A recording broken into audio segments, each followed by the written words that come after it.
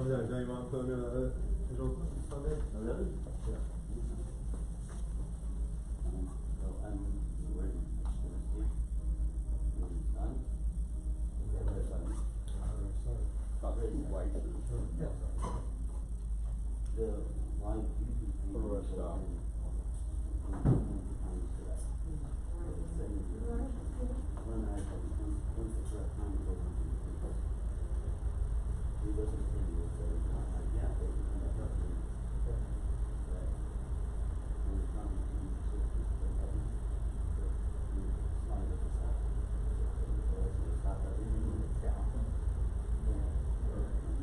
I want to get it, you know.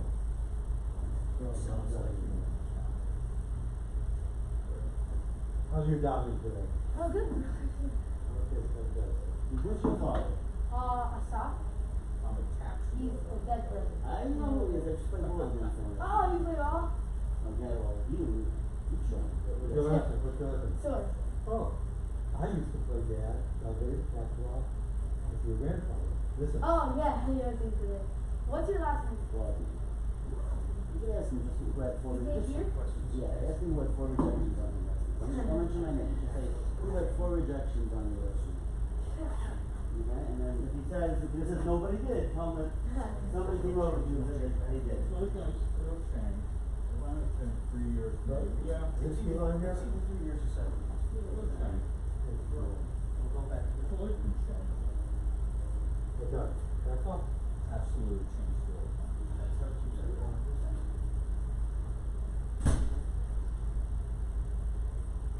Biggest lie of all is that I'm not raising your taxes if you make less than $400,000. That is the biggest Oh, lie. you're not gonna have any taxes. I just checked on a little bit less than 400. I just wrote them back a little video clip. Yeah. And let's see if they take it. You know what? Just What, you have no taxes? That's what he said. He said if you're making less than $400 Yeah, but he's a moron. zero That's dollars. working to register that. he's a moron. He doesn't know anything. In New York, of course he Guys, registered. So this week, listen to this.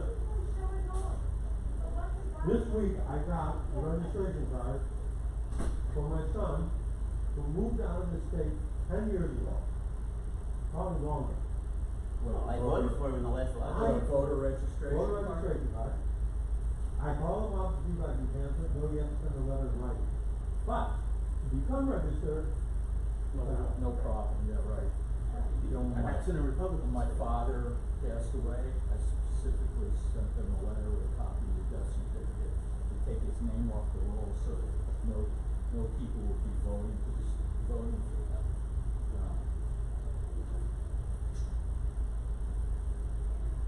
Very good. Something that should have been done or.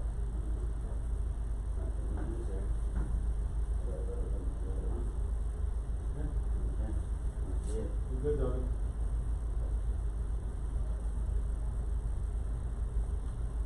In New York, the local election is once. So, I requested a mail ballot. New York? So they automatically sent the November one in. Where, New York? I told them specifically that I only wanted the August one then. Yeah. Right, so they sent the mail-in ballot to the place they were staying at in New York, Yeah. for the general election too.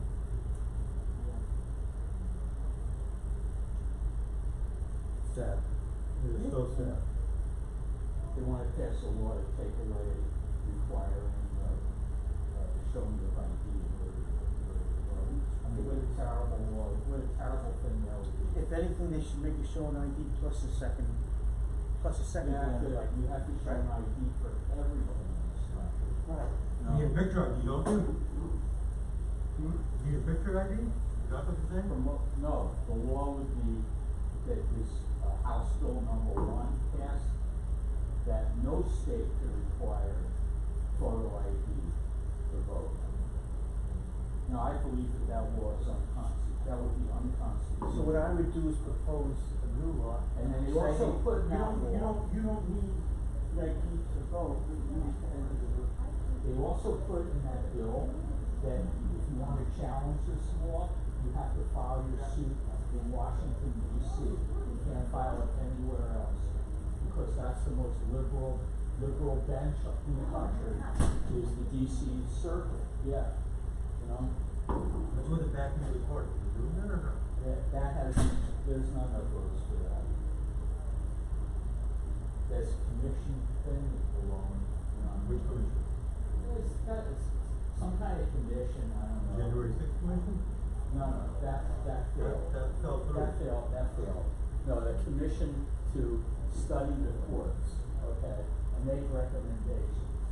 Now, you know where that's going, okay? These are all baloney. He's still doing it from there. So you can sit sideways or the other way, whatever. Understand? I'm doing however the tables are set up. I come here in the morning, in the middle of davening here, they have a start Everything is here. about consolidation of Nice power. enough to That's be all it's set up. about, right?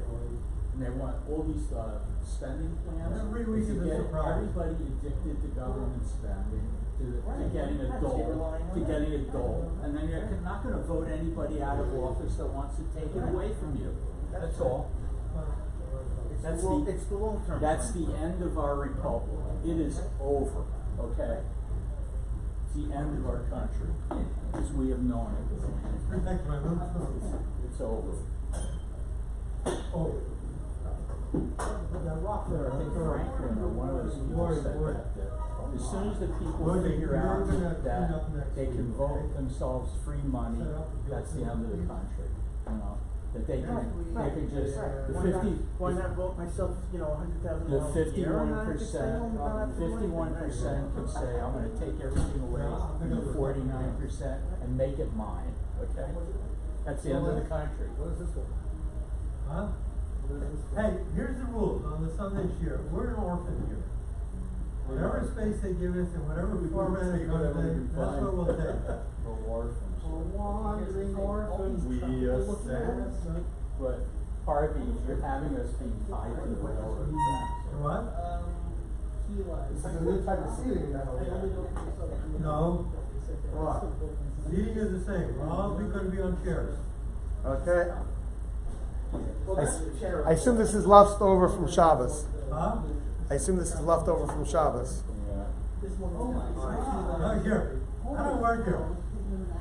It looks like they had a board. Okay, David, set this up? Yes. Yes, where do you do the, thingy? Where do you just put the, this? Like here? Very good question. If this happens, it's a disaster. Full history. Not here, coffee made Milton. Coffee made Milton. How?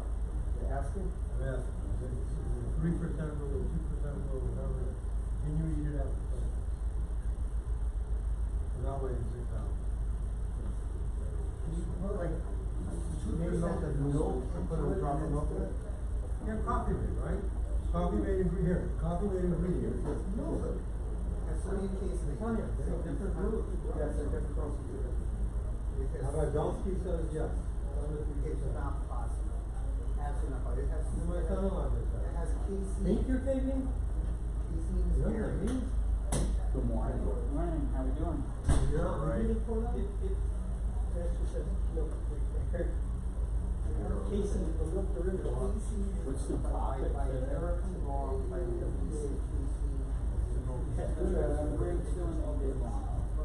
What are you doing now around here? Nothing like a negated topic, really. I'll take it to them. No, Last week I'm not on that. I'll take it to I'm them. not on that charade. No, I'll get some rockets to deliver to the world. I wear a yarmulke here. You know how I used to take it off those years ago. Yeah, when I saw somebody in court with a I ponytail. can't complain So I said, today. if he can wear a ponytail in court, I can wear a yarmulke. I've had a couple of judges ask me about it. I mean, if you're doing a jury trial, it's another story. If somebody would hold it against you, that you're wearing a yarmulke, and that could not Since he's gotten be married unfair to the client to do I think that. that's no longer. Just appearing in front of the judge Love it, for it is, loves it. for most routine matters, it's We had no idea. It's less confusing. I was on the murder trial. And it's an 18-year-old. What is your name? Young lady. Where are you from? McLean County. She was the defendant. The defendant was an 18-year-old guy. He was a drug dealer in Gaon. He shot the So it's very he was fine. And what about the girl? The girl was on our jury. Oh, really? And she, when it came time, we went around the room to determine who was, whether we were voting guilty or not guilty. Yeah, the poll, yeah. Her response was, I'm going with the district attorney because he's Any chair is good. Any Tell table the is judge fine. and have her thrown off the jury. That's what the foreman should go, the foreman should take a note I have a question for you. and give it to the bailiff that, Hot and cold are in a that race. this juror Which one's should be gonna win? removed. I mean, it's like saying, you're sitting there in a jury thing, well, I really don't know. Let's Hot take, and cold are in a race. straw. Why do you think hot Let's and do cold? that, let's have a girl, you know. Which one Let's do you draw, prefer? let's cast lots to see. I love that. Casting lots. It's juror misconduct, you can't do this. I think hot would win The because defense everybody lawyer is gets cute, cold. or that's, you're the first. what, she didn't pay any attention to the jury instructions. You're only supposed to decide Rabbi- the case based on the evidence. Very good. Not even So, yeah, supposed what's that? to Don't go, I have another race. the arguments of counsel. There It's you go. It's just arguments. Okay, come here. Well, standard jury instructions, they'll say it. Okay, So, alright. I don't know, You some two are in a race. during the You proceeding. two are in a race. Which one's gonna win? I've had that happens all the time, the jury's Heard this one? during the, especially after lunch. They go to early, you know what I mean? Okay. It's also, I think every year and a half. Very possible. I don't know about It was a week and a half trial, yeah. They called me down there the first time in age.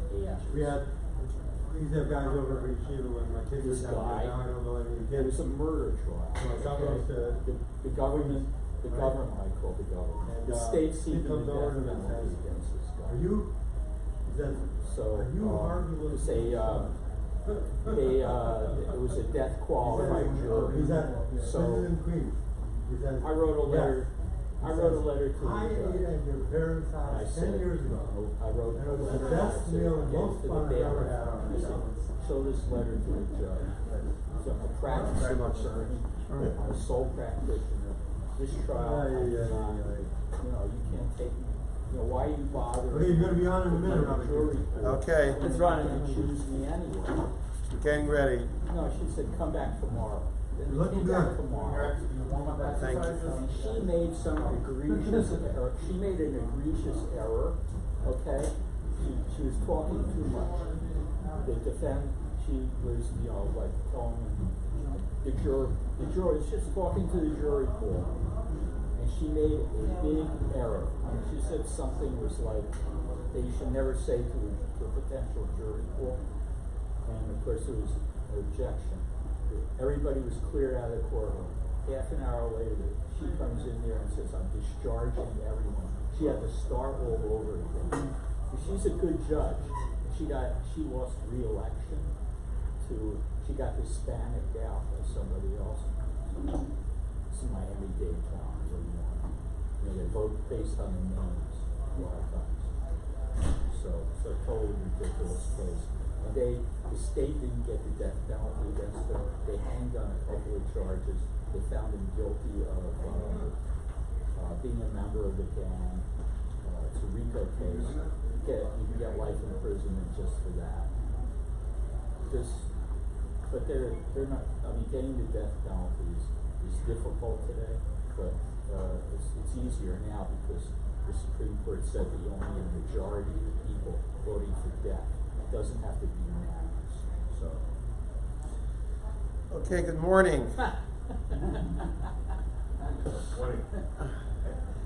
I didn't think my topic was that funny, but we'll see. We all considered this. This week's share is entitled The Vilna Gaon's Position on Wearing Tefillin All Day. He did.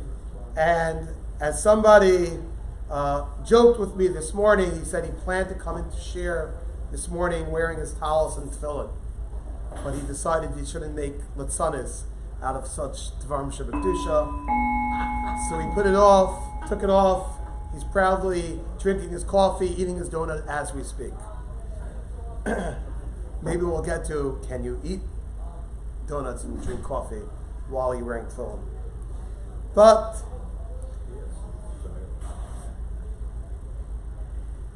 you know, in the world today, if you look around, very, very rarely do you find a person who is wearing tefillin outside of chakras in the morning. Very rarely do you see such an individual. Sometimes you see people that woke up late, they put their tefillin on later in the day, which is a good thing. As long as you put on tefillin during the day, you know, you have that day as a day that you put on tefillin. Obviously, the best time is to do it during davening. We'll see, Mishabura talks about if a person davens Kriya Shema without tefillin, it's like you're testifying, talk about court, it's like you're testifying false witness. You know, tefillin talks about, the parsha of tefillin is inside Shema. So you're reciting Shema and you don't have your tefillin on, that's some indictment. And you know, the Sfardim have a minute to put tefillin on by mincha, by a fast day. But in general, you don't see people wearing tefillin throughout the day. And we'll talk, you know, there are some individuals I've seen in my lifetime that wore tefillin all day. Rav Scheinberg Zatzal, who was famous for his diptuk and wearing tzitzis, right? Multiple layers of tzitzis. You know, they joked, right, he looked like a linebacker. He's really a very thin person, but he just had layers upon layers, and we've touched upon this. You can see our share on Rav Scheinberg. But what was underrated about Rav Scheinberg was he was also very medactic in wearing tefillin.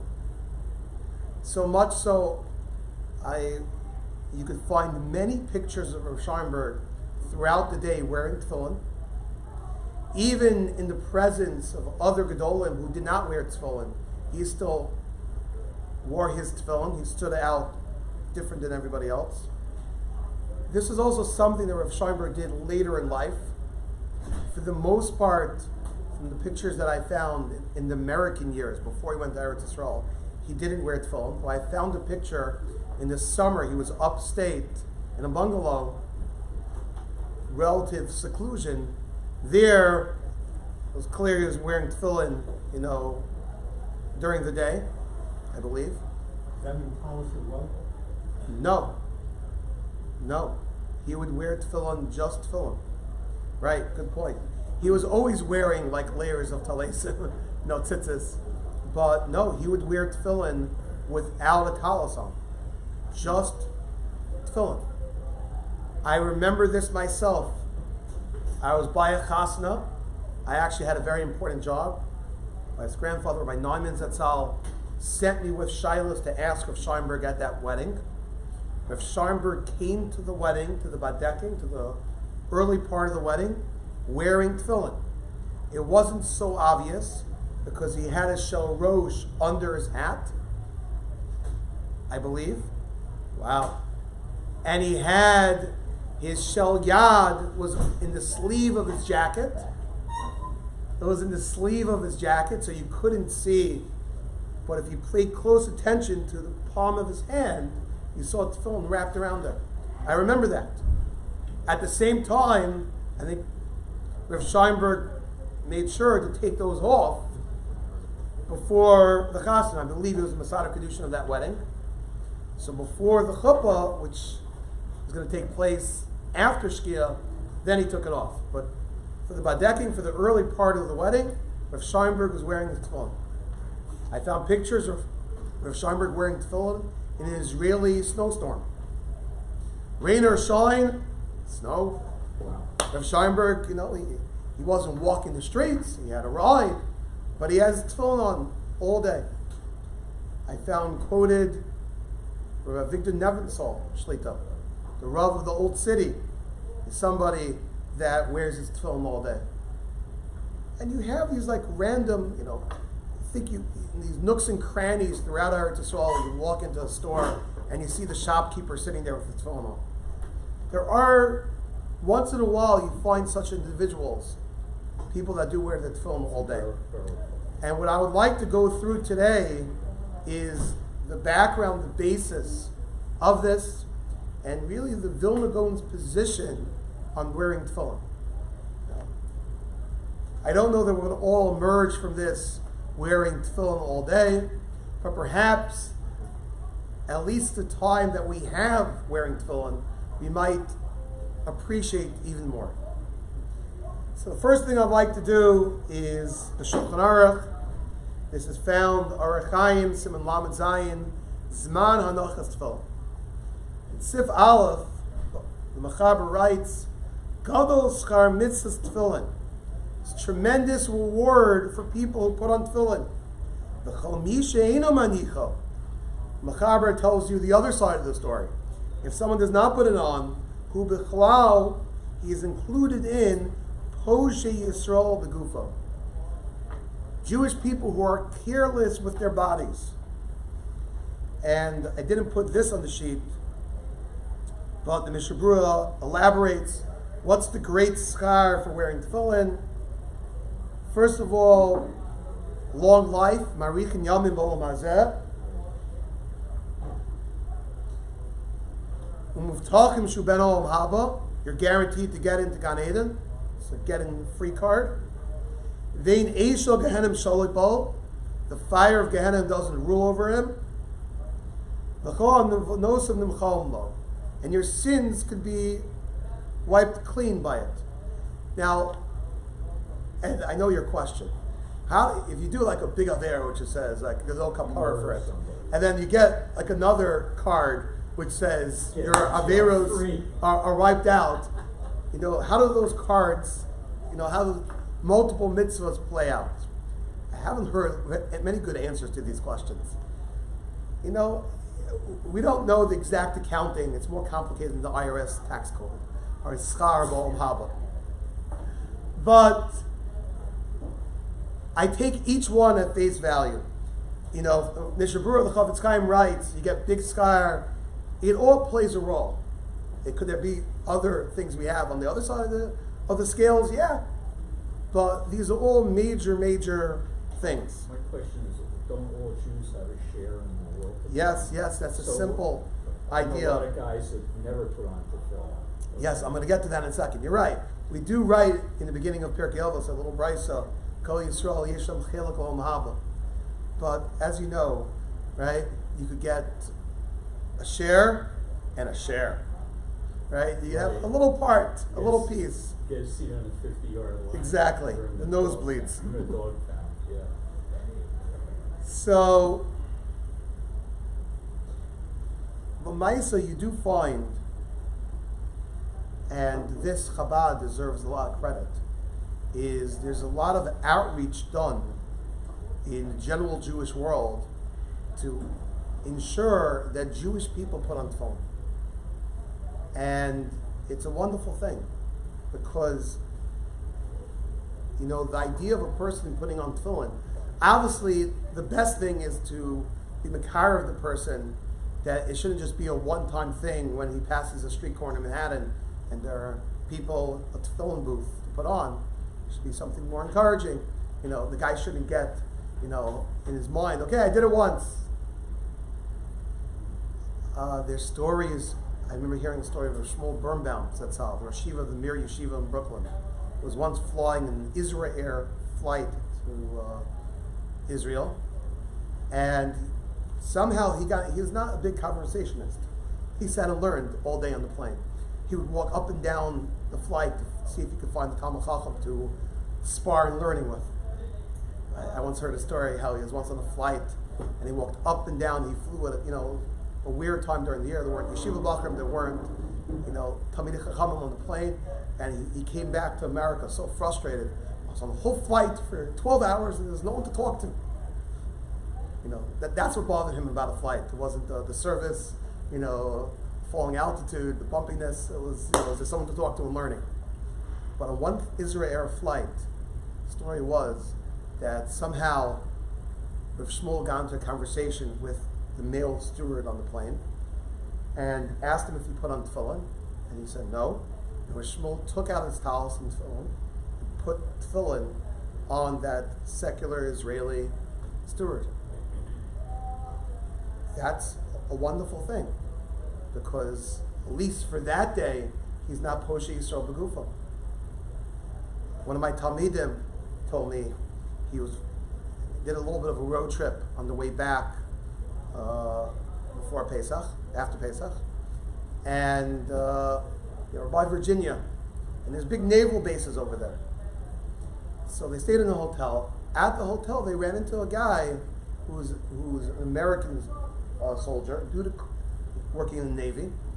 Due to COVID, they basically had guidelines that when you came back from overseas, they put you up in a hotel for 2 weeks, because of COVID issues. The COVID, okay. So they ran into this guy in the hotel, was schmoozing with him. The guy was Jewish. So a bunch of yeshiva bachrim schmoozing the guy at this. So they asked, when was the last time you put on tefillin? That's the film. Right, so he knew of it Yeah. from his bar mitzvah. I think he put it on once. So these guys hocked him. Hey, you want to put on tefillin? Want to put on tefillin? She's like a first-year guy in the base medrash.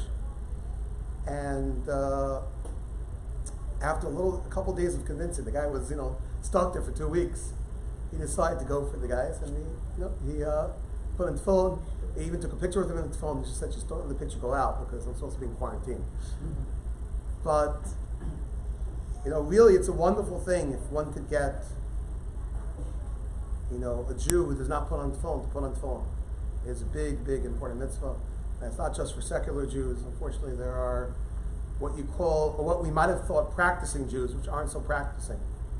And it's the type of thing to encourage the best of ability for someone to put on tefillin. It's a tremendous, tremendous mitzvah. That's the basics. Sif Bey is the Mechaber writes the following: Mitzvasam liyosam lalav kol yom.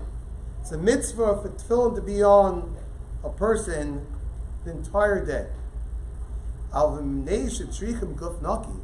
because a person needs to have a clean body, shouldn't pass gas with them. And a second factor is your focus. You shouldn't lose sight from the fact that you have, something weighing down your chuck or the lack thereof. Right?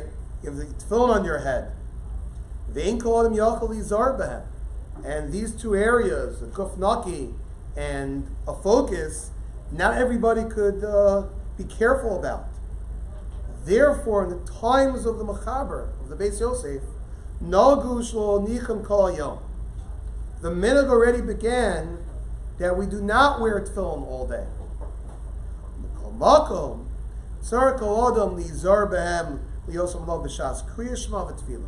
But at least during Kriya Shema and Tefillah, it's interesting, right? He doesn't necessarily even talk about Pesukei de Zimra. Those who sometimes daven at early minyanim, the shtick, the way to do it, is you first daven Pesukei de Zimra, finish the bracha by Yishtabach, and then, if it's too early, it's before Mishiaker, then you put on your tefillin before Berachos Kriya Shema. The main time to have your tefillin on is Berachos Kriya Shema and Shemona Esrei. Obviously, go through the halacha, it's best to keep them on to the end of davening. But if one is stuck, the main point in time is Kriya Shema and Tefillah. But you already see from this Mechaber that the minhag began that the Skatnu Adoros, the generations, got weaker physically, weaker mentally, and physically people's bodies couldn't control themselves. Having a gufnaki the whole day, people's bodies, people's minds weren't able to focus so much on tefillin. So already in the times of the Beis Yosef, they said, you know what?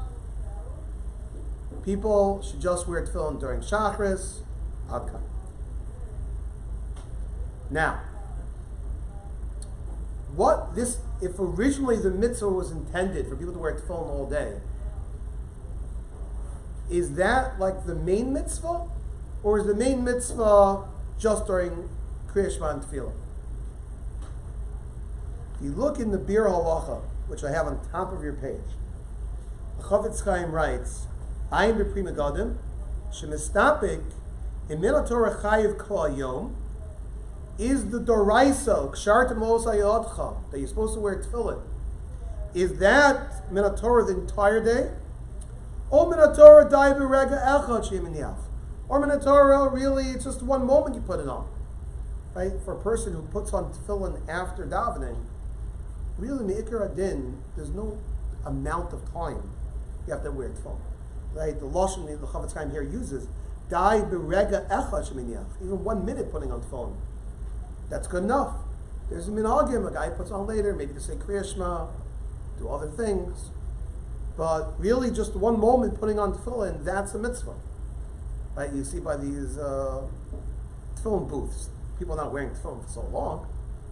Right, hopefully they're whatever tefillos they say with their tefillin takes longer than their selfie with it, but. U'midrabanan kol hayom, midrabanan only the whole day. So what's at stake? Is it a mitzvah to say doraisa to have it the whole day, or no? Do we look at it? The doraisa is just 1 moment. The whole day is an extra drabanan. So the Chavetz Chaim comes out quoting the Sefer Yeshuas Yaakov, Pasak the Minhag Torah mitzvasim kol hayom. Ein Sham. He quotes Yeshuas Yaakov that he quoted someone else before also. The Pri Megadim even seems like he's coming out like that. That midoraisa the mitzvah is the whole day. So imagine that, right?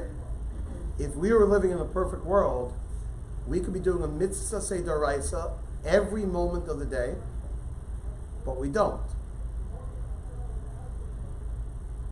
So the starting point you see from this Bir Halacha is tefillin. Yeah, tefillin would be a mitzvah aseh d'oraisa the entire day. But Machaber's telling us that nowadays our bodies are not up to it, our minds are not up to it. We just do a little bit. But you already get a sense, wow, if somehow we could figure out a way around this and tap into this big mitzvah that we get, great. Latov manoyim. So that's where the Gra comes in.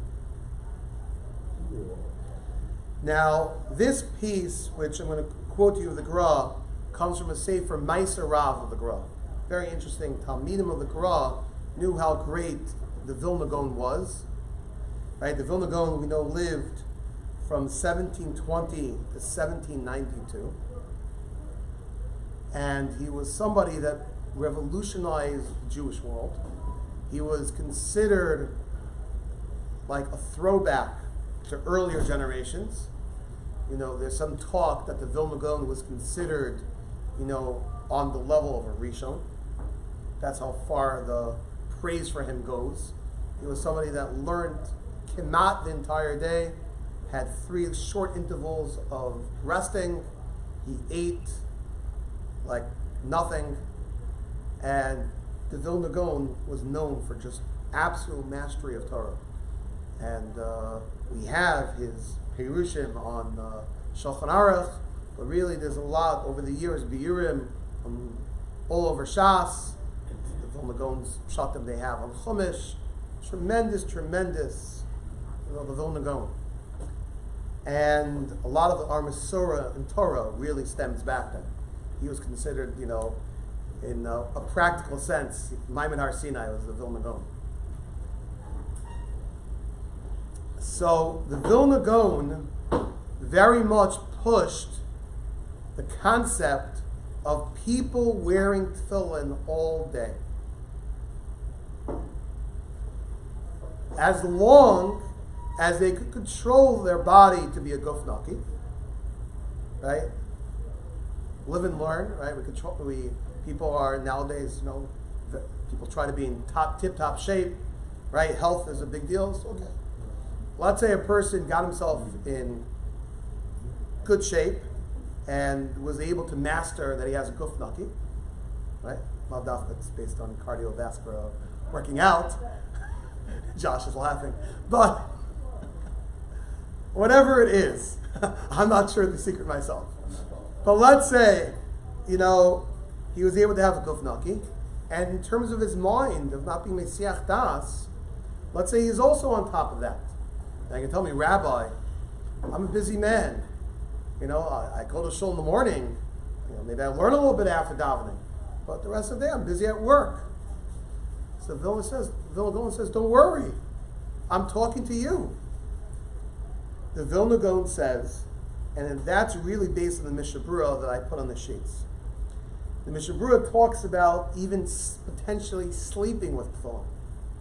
And he writes, Lo chashiv hesach hadas. This is on the left column. Mishnah Berurah, Siman Mem Daled, Sefkat and Gimel. It's not considered losing focus. El kashu omi b'schok v'kalas rosh. If you're watching a comedy, which taka could happen after Chazaras Hashatz, after Davar Shemon Esrei, if a person has a smartphone on in the shul. But you have to be hesach hadas with tefillin is schok and kalas rosh, right? A person's involved in his business. It's just that his focus isn't on his phone. He says, unless you're so involved in your business that you forget about all your Shemayim. A person's sleeping, he's not focused on this world. So if a person's mind, he's working, but he's a Yari Shemayim. He's not. I'm not sure the exact level what the Mishnah Berurah is saying exactly, but a person technically, there are stories of some Sephardic shoemaker who wore tefillin all day while he's making shoes. It's not a stira, because he understands, I'm doing my job, I'm fixing shoes for my parnasa. It doesn't take away my Yer Shemayim. You don't need to be thinking tefillin. It's just no kalas rosh. He's not joking around. He understands the gravity that he has tefillin on him. That person could literally do work with his tefillin on. That's what the Gra is pushing. Okay, now don't end the share here. Okay, the last thing I need is people, obviously not the audience here, but never know who listens online. If some weird fella who's like, I heard in the share from this Rabbi Care that you're going to come, you show up at the office wearing tefillin, and you're working in a nice Jewish firm, and there's lots of people there. Rabbi Care said I should wear my tefillin during work. Like, who? Who's Kier? Yeah, I don't care. I've got it my whole life. I thought it was forbidden to wear tefillin while you're sleeping. No, you should have. Right, okay. You shouldn't fall asleep in davening, but that's a different story. Okay, people do that. Yes. Yeah. But the Chavetz Chaim is talking in theory, for sure, let's talk about business. During business, it's not a stira, a person could have tefillin on. That's what the Gra, this type of idea, the Gra himself, ahead of the Mishnah Berurah, said, hey, you know what? People could wear tefillin while they're working. Then the Gra gets into a second issue.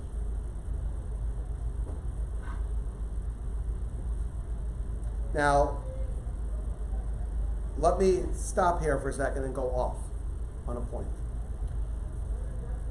So the Gra says if the only problem why we're not wearing tefillin nowadays, the Mechaber says, is this guf naki and the hesach hadas, the focus. So the Gra says, look, if we get around these, there's no problem with hesach hadas, and you can do it all day. They quote that the Gra viewed that this was one of his missions in life. There's a sefer, the Smag, Sefer Mitzvahs Gedolos. The author of that sefer, the Baal Smag, felt that people weren't careful about the mitzvah of tzitzis, and it seems he basically traveled around the ancient Jewish world pushing that, hey, Jews should be careful about tzitzis. Right? The Chavetz Chaim realized, more modern times, the Jews weren't careful of the Shmiras HaLashon. He basically traveled the European, Russian, Jewish world, selling a sefer, pushing the idea of Shmiras HaLashon. In between that, the Gra started this push that people should wear tefillin. And he said, this is a quote from his Talmud of Chaim Volozhin, it's on the bottom left side of the page. Kach ilu haya b'kol chosav. Gra said about himself, if I had the strength, I would travel the world, a very nice poetic pun, to return the crown to its early greatness, the crown with tefillin, to its greatness, to what the halacha is. And he says, Hesach Hadas, okay, you have to be careful not to sleep, maskim. Relatively easy mitzvah to do, just have it on your body. And every moment, the Gra understands every moment you wear tefillin, you get 8 mitzvahs. The Amr Chazal, Amr of Sheshes, Kol Shenemeich Tefillin over b'shmona asayim. Quotes the Gemara Menachos that there's 8 mitzvahs you get every minute you put on tefillin. So thus the Gra was very into, we have a mitzvah here, this is a way to get Jews more schusim, more schar. Okay, you have to train yourself, have a guf naki to be able to focus. But once you get past that, you have every minute you have your tefillin on, you get a mitzvah. Just digressing for a moment, he was talking about the smog pushing tzitzis. So let's also realize that every minute we have tzitzis on, we get a mitzvah. And sometimes people, when they go lie down for a nap, they'll take off their tzitzis. It happens to be their interesting shilas. If you take it off, you can make a new bracha. It's also a shir. But one of my rebbeim would always say, you take a nap, keep your tzitzis on. You know why? Protection. True. Tzitzis is tremendous protection. They actually did a wonderful thing.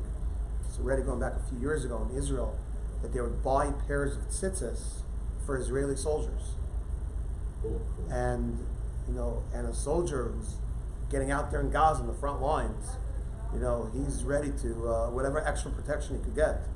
They actually got camouflaged, green begadim tzitzis for soldiers to wear. Soldiers who never put on tzitzis before. It's the ultimate protection. But another factor is you get a mitzvah. You're sleeping in the middle of the day wearing tzitzis. While you sleep, cha-ching ching, right? You get mitzvahs. So why not? Huh? So night's a whole different parsha, unintended on that too. So it talks about during the day wearing tzitzis. But there are individuals that do that. That's also a different share, and don't ever quote me on that one. No. Normal people don't wear tzitzis at night. But definitely during the day, to appreciate every minute it's a mitzvah, and that's where the Gra's saying, okay, every minute I wear tefillin, it's a mitzvah. But the Gra himself deals with the problem. Yes? Ooh. Mr. Kaplan just asked, what about the concept of mitzvahs, shlichos, kavanah? So that also is its own topic, which it does and it doesn't. We paskin mitzvahs ain't shlichos, kavanah. So that means as long as you put it on, you're good. Yeah. As long as you put it on, you don't need, since this is much easier than tefillin. Tefillin has a higher level of kedusha. You have the bottoms of the Shem Hashem and all that. So that's something which might need, Hesach Hadas is an issue. But tzitzis is the easiest mitzvah. Just on your body, 4-corner beged. It also seems like there's a difference between kavanah versus not having the Hesach Hadas. Right. Just the Correct. not taking your mind. Yerachmiel is pointing out that it sounds like the main issue with tefillin isn't so much the positive kavanah, just the lack of the negative. You're not joking around. It's not, levity, right? You're allowed to smile. You're allowed to, brighten someone's day. But, schog, makalas rosh, whatever that level is. What are the ramifications of going the other direction with filming off? I mean, it's great to ring the cash register, but Yes. So I'm about to get to one of the cons. Go the other direction. Right. So here we go. The moments you're waiting for. No. The reason not to wear tefillin all day. So the Gra himself brings up the concept of Yehura. Yehura is a nice, fancy word. Practical sense, we call it gaiva. There are certain religious things. If you look too religious, too from, you might say, I'm special. I'm this. And in general, arrogance. In general, the halacha looks down at a person doing something, even halachic, if it's an area which you could get gaiva from. Really, many areas of what you call, quote unquote, chumras in halacha are very ripe for Yehura. Oh, you eat from that? I don't trust that hashkacha. Right? Everyone else does. I'll ask them to. Yeah. My people, we don't do such things. Right? That's, a person's, there are areas in halacha which there's room to be machmer, but it's the type of thing you hold close to your vest. You're not supposed to show off, what chumras you take. Right? Even like, there are stories of great gedolim that went to tremendous lengths to hide the chumras they're doing. So people shouldn't say, no, Yehura is something, arrogance is something which is very real, and Judaism has lots of ways to pick it up, and the halacha looks down upon doing an action which would be viewed so different than everybody else. Chambered when he was still in the U.S. He was kind of trying to hide that he was wearing tefillin outside the shower. Yeah. We'll get to that in a second. So the Gra, the Vilna Gaon says, and you're going to say, okay, no one's doing this. The Gra, I assume, wanted to make somewhat of a revolution and for people to wear tefillin. Right? In fact, if you look at a lot of the pictures of the Vilna Gaon, you'll find clearly him wearing tefillin. Yeah. A lot of the pictures. Art Scroll biography, cover page. Right? A lot of the pictures, which is the same cover as another biography. But a lot of pictures of the Gra, most of the pictures, are with him wearing tefillin, because that was something he did. He wore tefillin all day. And he wanted to start a revolution. His students would wear tefillin.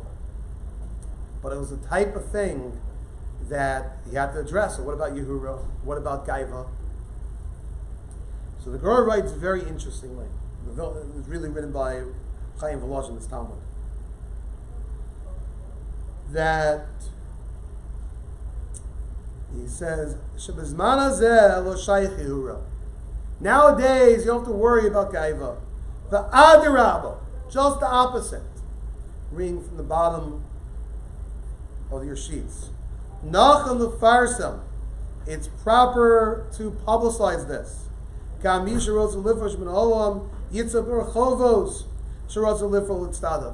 Someone who wants to be a nistar, scream from the rafters.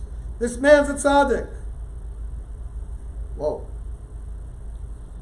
And we know there's a concept, they quote here from the son-in-law of the Chafetz Chaim, Hirsch Levinson, that we know in every generation there's 36 hidden tzaddikim. And you know what? Really, those 36 hidden tzaddikim should reveal themselves. So our generation could get chizuk. The Gra seems to be saying as a concept, a pretty major concept, that granted in earlier generations there are elements of arrogance and try to keep exalted levels of diktuk in mitzvos quiet. But nowadays, since we're so weak, it's just the opposite. we should publicize it. We should do it because it'll give chizuk to others. Just as an aside, thinking about Hasidim, I once had the schus to the Square Rebbe. Once came to Queens when I was in Kolo, and I decided to start up a little bit with the Hasidim over there.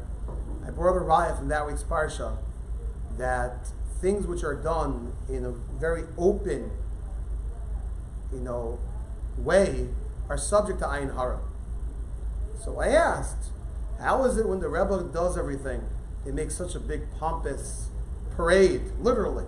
They paraded through the neighborhood, they have, their bleachers, their whole, everyone watching the Rebbe do a mitzvah. I said, isn't that against basic concept of tznius? Isn't that something that's subject to ayin hara?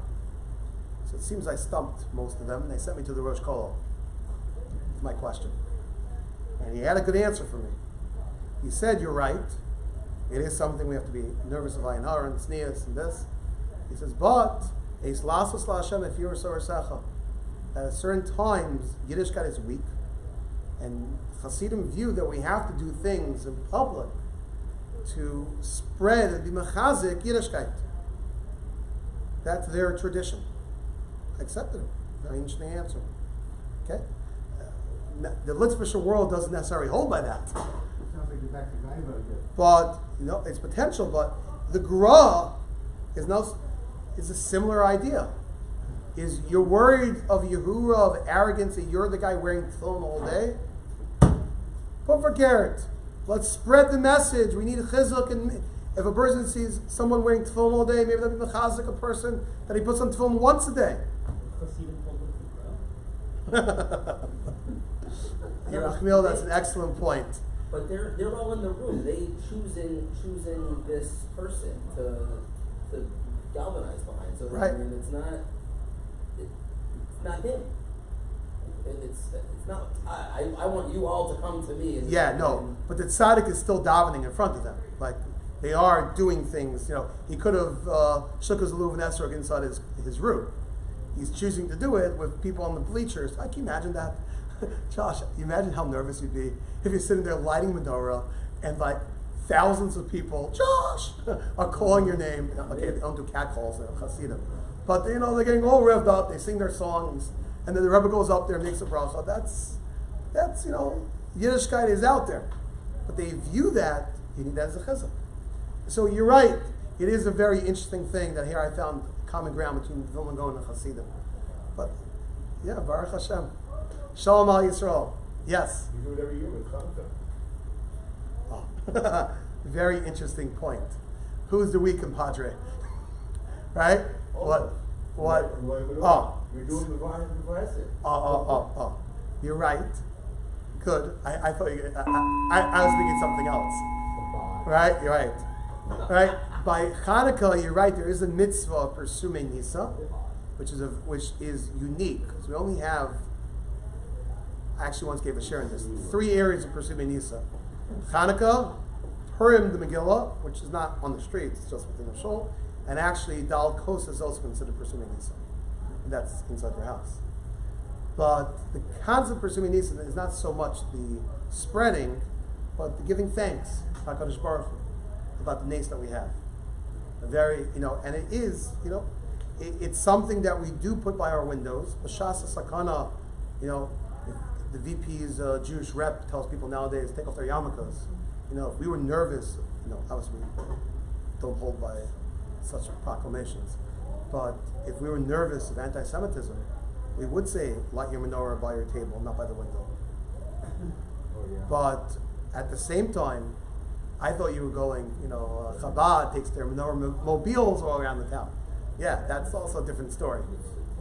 But this concept that, you're balancing, it's a very interesting hashkafa that comes up here in halacha. How do you balance sort of this personal protection from arrogance, at the same time to do a mitzvah, davening many people, it's time to daven.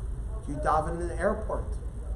There are many things. People are there's a concept of tznius, that's just pure tznius. then there's a higher level of you're in a comfortable place, you're amongst other Jews, but you're doing something which is beyond what the average Jew does. A choshesh for Yehura, a choshesh for arrogance. So the Gra says nowadays we should do mitzvahs and don't be choshesh, and we should be mechazik others. And thus the Gra pushed that.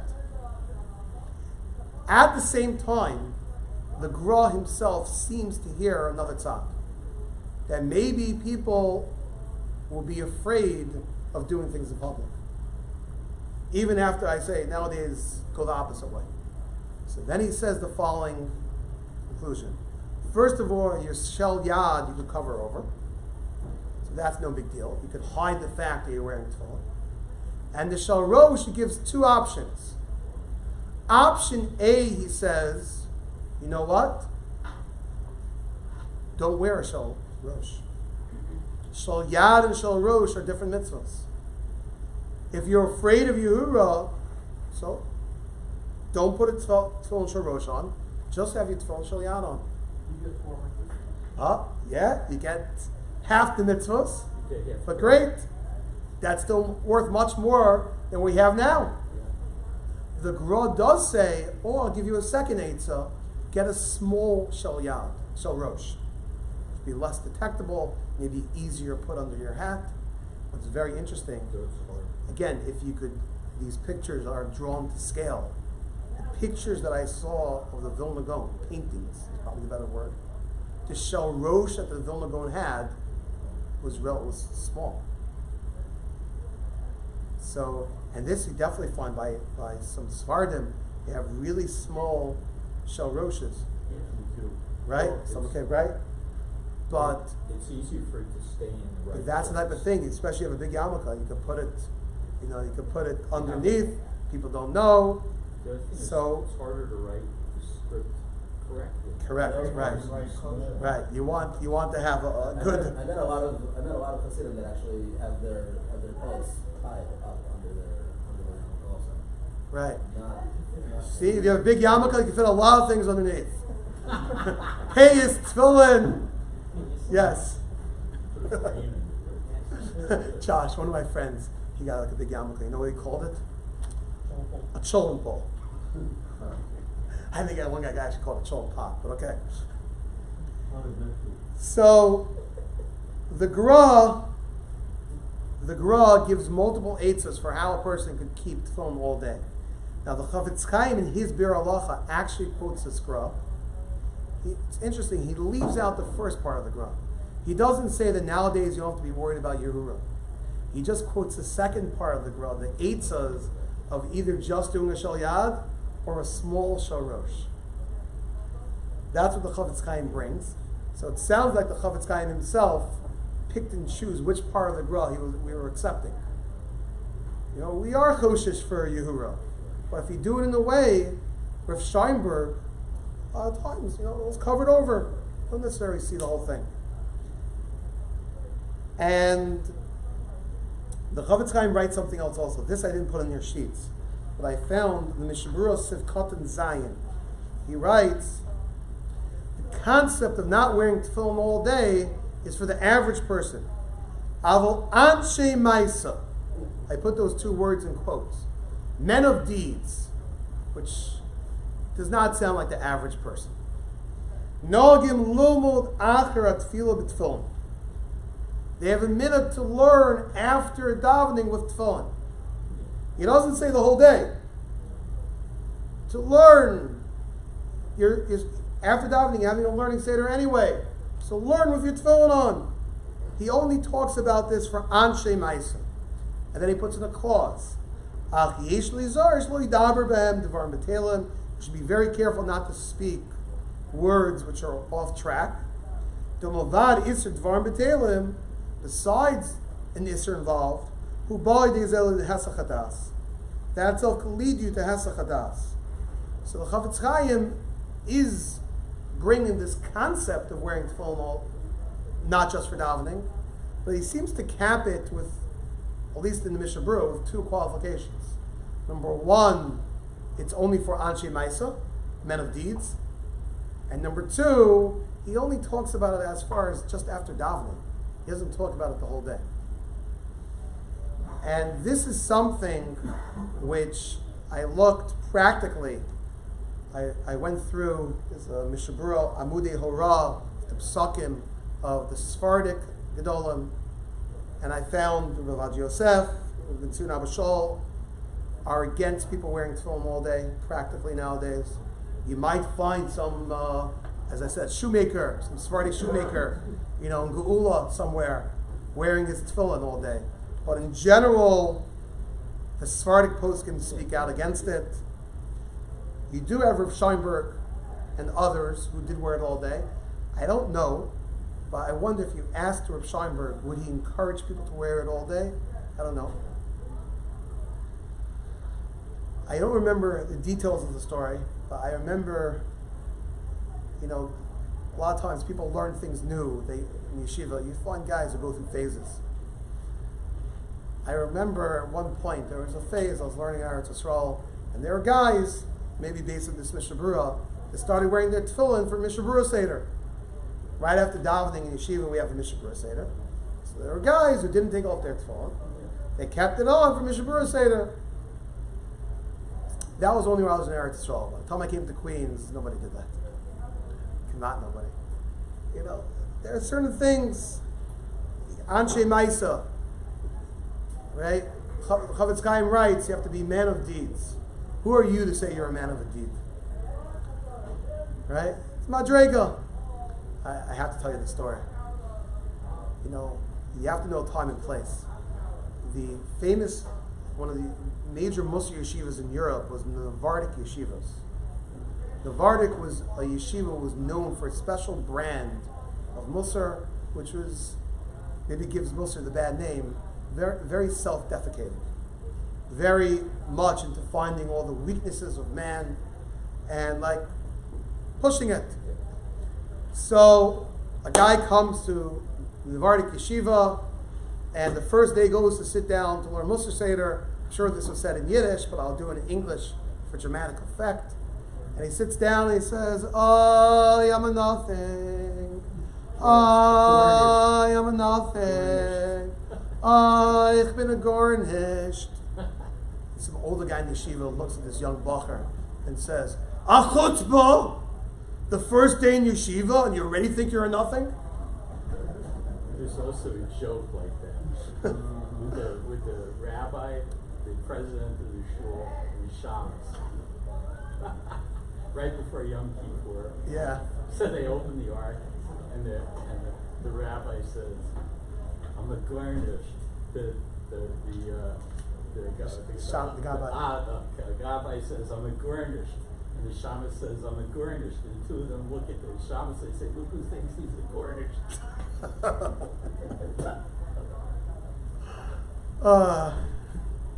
Lamaisa. So you have to know, is a person on the Madrega to wear tefillin even part of the day, even after davening. In general, what I was taught in yeshiva, it was frowned against. Even though there are major issues here, the Gra says major mitzvahs involved, but practically that issue of Yehura, of Gaiva, is something which can be very self-destructive in a person. It's one of the most important aspects in Yiddishkeit is to be normal. Is to try to keep all the mitzvahs, to be very serious about your Yiddishkeit, but have a sense of humor at the same time. Smile. Wake up in the morning without feeling a pressure to be an angel. Wake up in the morning to be a normal person. And especially in the generation today, despite the fact that the Vilna Gaon's position on wearing tefillin is something that, very much is a tremendous mitzvah, but it's the type of thing a person should ask their Rav, their Rebbe, what the right thing is to do. But what I was makabel from my Rebbeim is you have to be very careful with these things. And, the last thing you need is you to think that you're the next coming of Mashiach. I want to end with a story. I told this over in Share the other day. But, the concept, really, I think anytime you give a share on tefillin in general, it could be mechazik, the mitzvah. And tefillin needs chizuk. It's Ram Tzrich mechizuk. People are busy and they have a rough day and they have a day they're not feeling well. Okay, your body is sick and you can't put on tefillin. But I just heard a fascinating story of a case where it happened in Baltimore. A young married couple goes to shul for the first Shabbos after Shabbat brachos, and that time, the wife, wasn't busy. She wanted to come with her husband Friday night. They come to shul. She goes to the women's section, which no one else is there. And they came there a little early, and the women's section doubles as like a base medrash during the week. So there's sperm strewn all over. So this lady decides she's going to go and clean up the area. She starts packing up the svarim, putting them on tables. She finds a pair of tefillin lying on one of the tables. So she finds a spot on the shelf to put away the pair of tefillin. She comes back the next week. There are more svarim strewn on the tables. But she notices that pair of tefillin which she put randomly on the shelf is still in the exact spot. She comes back a third week, Erev Shabbos. More svarim are still there, but the tefillin are still in the same exact spot. She starts getting curious. She puts up a sign in the shul. She's new to the neighborhood. Anyone know anything about this? I found the pair of tefillin. Could be the person lost it. Contact me. Someone from the shul says, "Oh, that was a family that moved to Eretz Yisrael a couple years ago." A little strange. They moved to Eretz Yisrael a couple years ago. They left the tefillin there. They didn't realize. So she tracks down the number of this family, calls up, and she tells the story how she's come to shul. She's found this pair of tefillin that seems to be lost. It's sitting there. And as she says this over, she hears in the other line, this person, the mother she's speaking to, breaks down crying. She says, "Yeah, that's my son's pair of tefillin. He hasn't worn tefillin in a few years." Fortunately, a nice from family, lived in Baltimore, moved off to Eretz Yisrael. But this son is what you call OTD, off the derech, and stopped putting on tefillin. Fortunately, that's one of the big steps. Someone goes off, not davening, don't even put on tefillin. That's why it's something. If you ever see a kid who's putting on tefillin in the middle of the day, Baruch Hashem, he's putting on tefillin. But then she composes herself and says, "But the fact you're calling me gives me so much chizuk." Says, "My son just called recently. He had a tough relationship with his family, and would only reach out a couple, maybe a few times a year when he needed something, he needed money. And just recently she got a phone call from him that he said he started going to some classes and he's starting to do things again. He called his mother to ask, do you know where my tefillin are?" So this young wife, newlywed, that happened to get involved in the midst of Hashavas Aveda, was also involved in helping reunite this kid to his long lost pair of tefillin. Next time, we should appreciate what it means to put on the pair of tefillin, what it means, to mechazik someone else to put on tefillin, and maybe practically we're not going to get the mitzvah of wearing tefillin all day, but the mitzvah of being mechazik others in their wearing of tefillin is the type of mitzvah which can last not just all day, but for all eternity. Thank you for listening. Have a great week. I hope I have a great week too.